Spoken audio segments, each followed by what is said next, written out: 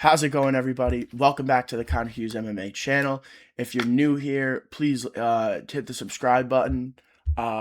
If not, Umar's going to get slimed out. But if you want that to happen, he's going to go to the most boring decision you've ever seen. So, either way, it's your fault. We got UFC Fight Night Nurmagomedov versus Song here today. This fight takes place in like 14 hours, or I believe. Or not this fight, this card.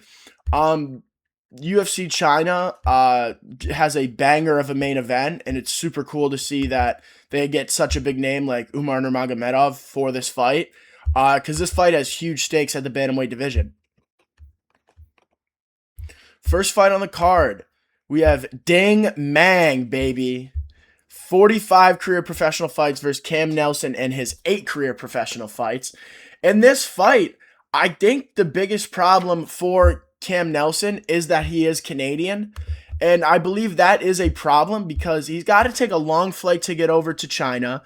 He's got to adapt to the time difference, deal with the jet lag, and figure out where to train in China and how he's going to eat right to get his weight cut correct.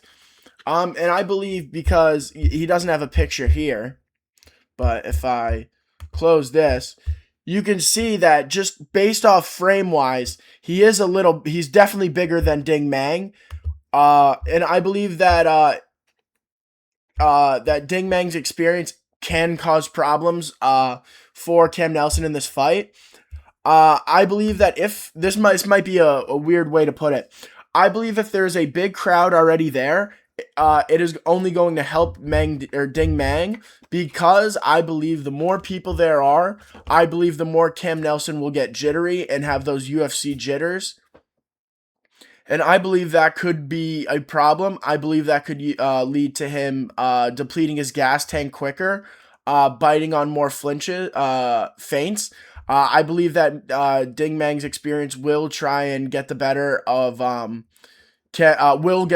Cam Nelson in clinching exchanges, and if they go to the grappling. My only worry is for Ding Mang. Cam Nelson can hit hard. He's got a few knockouts. Does it show this on here? No, it doesn't. But I don't think those are even his stats either. Oh yeah, they are. He's got some knockout ability. But so does Meng Ding. But Ding Mang has done that to a lot of lower level opponents on the Asian regional scene, which is not as good as, like, say, the Russian regional scene, American regional scene, Brazilian, Australian. Not to say that it's the worst. There's definitely a few places that are worse, but it doesn't mean as much for me to see that he has an 80% win rate by knockout when a lot of his fights come on the amateur scene. And for that reason, I don't see this fight ending really early. I see both of these guys being able to land shots in the first round, very close round. But I believe the first round is going to go to Cam Nelson. And then I believe from there, I believe it's just going to be a slight takeover from Meng Ding. Or I keep saying his name backwards. That's maybe because that's how I'm supposed to say it, but I don't know. But I think Ding Mang is going to win the latter of the 2 rounds and get this fight done by decision, 29-28. Next fight on the card, we have Zhang Jingnan versus Julia Pilastri. Bro.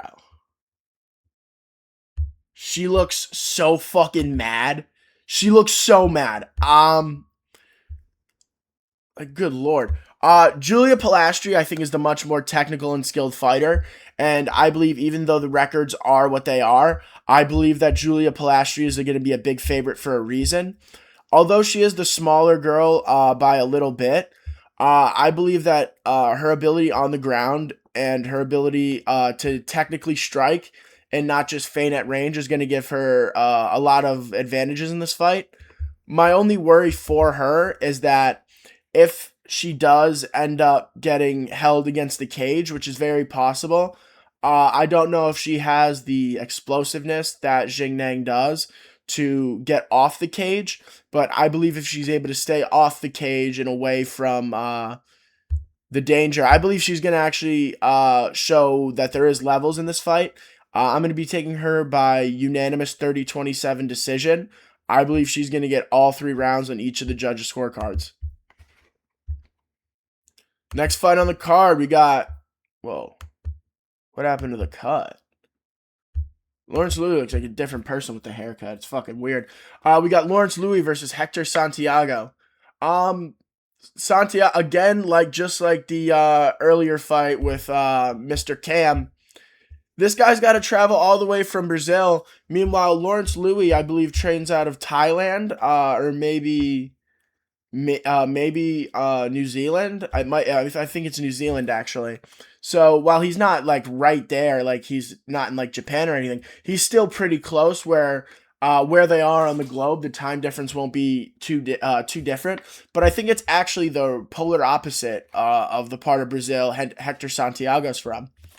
Lawrence Louis has a win in the UFC, and he has decent experience on the regional scene.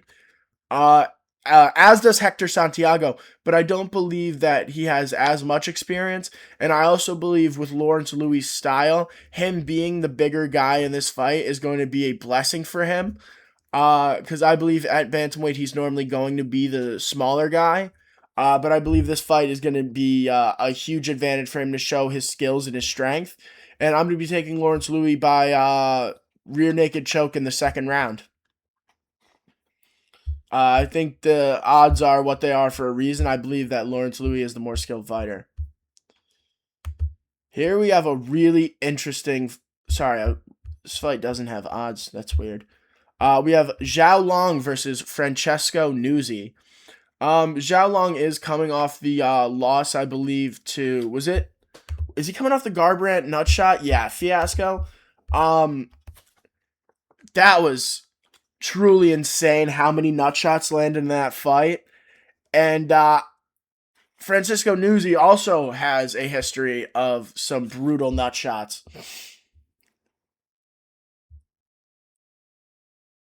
Should I take a no contest off of a nutshot? That might be tech, fellas. Yo, low key, my official prediction is no contest due to a nut shot. But if I had to pick one of these fighters, I believe Zhao Long with the home crowd advantage is going to be really active in this fight, really going after Francesco Nuzzi. I believe there's going to at least be 3 nut shots in this fight. Two are kicks and 1 will be a clinch knee. That is my official prediction. A 7-inch height difference in this fight. I believe Sean Woodson's coming off the loss to Dan Ige, in which he got slimed out, baby. Yeah! And then Jack Jenkins is coming off a nice win. I believe that Jack Jenkins has the perfect style to beat Sean Woodson. I believe his boxing and just being the smaller guy, he's going to be able to rip body shots towards Sean Woodson's just infinite torso. And I believe that if this goes to the grappling, the length of Sean Woodson is going to give him big problems. And I don't know if I see Jack Jenkins getting a knockout in this fight because it's so weird with Sean Woodson how his fights go. But what I will say is I wish the odds were showing because if Jack Jenkins is an underdog, I really like him here. If he's a favorite, I'm a bit surprised by that. But I'm going to be 10-inch. Fuck. That's insane. I'm still picking Jack Jenkins. I think Sean Woodson's mutantness is going to catch up to him. And I believe although his takedown defense is good, when he gets to the ground, he does start to have problems because of his length. Next fight on the card, Ray Saruya versus Kevin Bojas. Ray Saruya is a big favorite for a reason. He's going to slime out Kevin Borjas in the first round by knockout. Ray Saruya is a decent prospect with his only loss coming to Josh Van, who's the champ. Kevin Boras is low-key a bum. That's simple. Oh, this guy's... I still can't figure out this guy's name. We got Namzrai Batbayar versus Andre Lima. Now, the odds in this fight are interesting because when I first saw this, I thought that Batbayar would be the favorite. But then I realized that he is only 5'4", but he does have this like freakishly long reach for being 5'4", as opposed to Andre Lima, who has the shorter reach in this fight. This is where I think this fight gets interesting. I believe if the fight's on the feet, it's going to go to decision. But I believe that Namzrai Batbayar is going to try and shoot takedowns. And do I believe that Andre Lima is going to be able to get up? Because I believe on the feet, Lima is the much better fighter. I'm actually going to take the underdog here. Give me Namzrai Batbayar by decision, by kind of just something super boring. I believe that Andre Lima will get one of the rounds just based on damage, but I believe that Namzrai is just going to try and stall this fight out because that's what will be his advantage in this fight. Next fight on the card. Oh, sorry, brother. Yeah, this guy's getting slimed out. Bilal Hassan just fought on the Contender Series a couple weeks ago and won by knockout in like 30 seconds. This is a complete setup fight. Take Bilal Hassan by knockout in the first round. Super simple. Next fight. Liu Qi versus Levi Rodriguez. Levi Rodriguez is coming off of his a loss. But Liu Qi also has very little experience. He's just massive for this division, where it becomes almost impossible not to pick him, especially where he's not even a 2-1 favorite. After I break down the fights, I'm going to be going over the parlays I'm going to be placing. Especially at these odds, I love it. He's a much bigger guy. He's definitely going to have the bigger reach. And the same thing again. This guy's got to come from Brazil, flip his whole schedule, and Liu Qi is fighting in his own backyard. I'm going to be taking Liu Qi by knockout in the first round, honestly. Next fight on the card, a lot of flyweight contests. This fight last time went to a no contest. Last time this fight happened, I was going to pick Sumad Werji. This fight, again, I'm going to pick Sumad Werji, and I think it's going to go to a decision. I don't think either of these guys are skilled enough to outdo each other in the grappling due to how skilled the other one is. I worded that weird. I don't think either one of them is way ahead of the other in grappling where they won't get submitted. I just think Sumad Werji is going to be doing a lot more damage in this fight, and especially at a distance. I believe his jab is going to give Alex Perez problems, and I also believe the leg kicks are going to cause problems for Perez as well. So in this fight, I'm going Sumad Werji. Next fight on the card, Aori Quilang versus Kai Asakura. Another fight that just seems like a layup. I think Kai Asakura is a legit bantamweight. I don't believe he was ever a flyweight. I believe he was just too drained at that weight class. And I believe this is his proper weight class. I believe that he's going to knock out Aori Quilang in the first round. I believe this is another absolute setup fight for another star to not make a name because he already has a name, but to show himself. That sounds weird, but to show off in front of the crowd by getting another crazy highlight. At 450, I wouldn't be taking his money line. I'd be taking him by knockout. She's going to win. This girl is not on her level in the grappling. And although she looks big, she's not. I believe that she's going to be a huge favorite. I have not watched much of her, but I honestly don't care. Hey, main event time, baby. Song Yadong versus Umar Nurmagomedov. I think it's insane that Umar Nurmagomedov, oh, come on, let me highlight the odds. Don't be like that. Is that much of a favorite at minus 550? I find it kind of crazy that Kaya Sakura is less of a favorite over Aori Trelang than Umar. Uh, but I guess they're confident. I believe that Song Yadong is, in my opinion, the best of the rest at flyweight. Bantamweight, where there's this upper echelon of bantamweight, where it's Marab, Peter Yan, Sean O'Malley, Umar, and Corey Sandhagen, in my opinion. I also believe Mario Bautista might be up there now, but I believe Song Yadong would beat Mario Bautista. Song Yadong has really close fights with the top guys in the division, but always seems to just not be able to do enough to get the nod. And I don't think Umar's grappling is going to be an absolute shut him down from Song Yadong.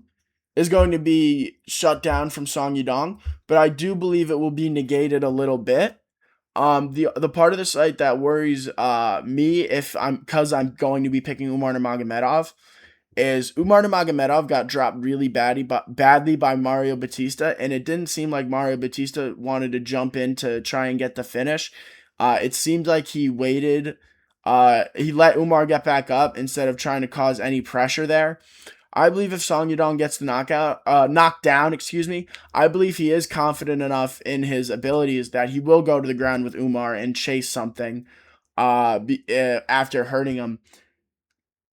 That's I really dislike the odds in this fight, but my pick is going. I want to break down a little more first.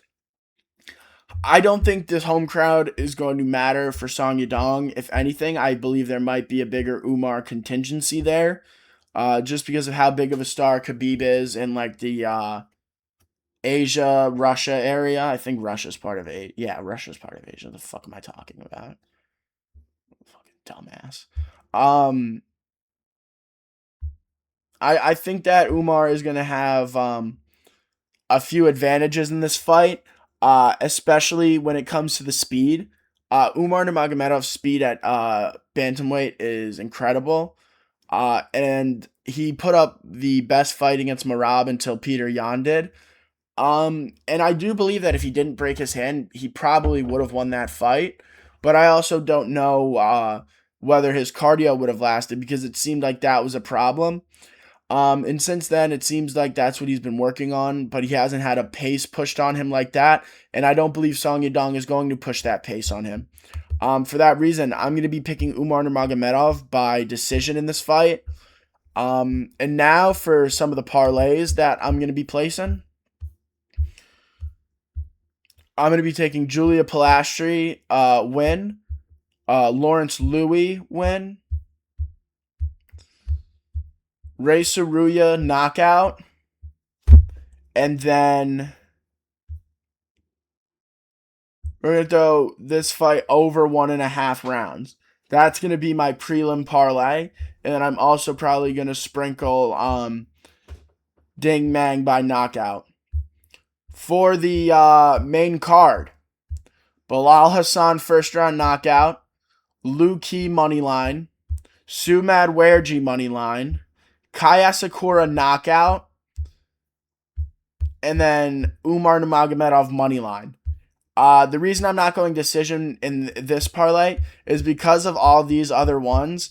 I believe that having a guy who does have finishing potential to get a decision as the last leg of your parlay is just spelling doom. So that's why I'm going with that. And then if I were to go with an underdog parlay of a bunch of the guys that I think can pull something off, it would be Batbayar, Newsy, and then I honestly don't like. Honestly, I don't like many of the underdogs here. I think this is going to be a fight card where a lot of the favorites win. Um, but yeah, I believe that this is going to be a really fun card to watch. I believe there's going to be a lot of knockouts because of the setup fights. If you watched all the way to the end, thank you so much. Please like and subscribe. Have a good day.